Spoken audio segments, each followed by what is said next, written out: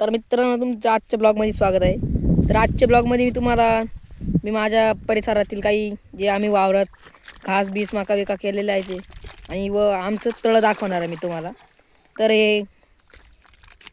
या वाफ्यापासून तर हे संपूर्ण आमचं घास आहे आणि ही जी मका आहे ही आम्ही शाळांसाठी गेलेली आहे आणि हे माझे काका आहे बारी देव राहिले. तर मी मित्रांनो तुम्हाला आहे ना आता आमचे ते तिकडं तळं आहे ते तळं मी तुम्हाला दाखवतो. तर मित्रांनो, मी आता चाललेलो आहे ते तुम्हाला मी तळं दाखवणार आहे. तर मी तुम्हाला तिथं जाऊन ते आमचं तळं पाणी किती आहे आणि आमचं तळं केवढं आहे मी तुम्हाला सर्व दाखवतो. तर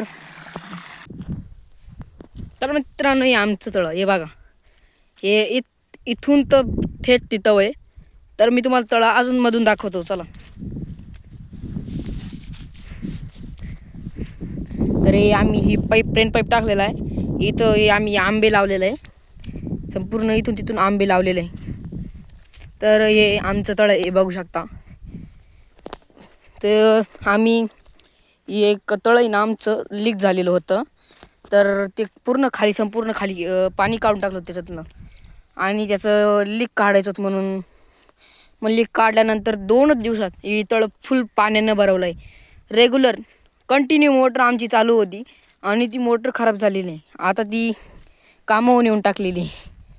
तर हे आमचे इथून तर हे वावर दिसतं ना, ते बांध नाही, ते तिथून ते सर्व संपूर्ण आहे हे आमची वावर आहे. तर बघू शकता तुम्ही.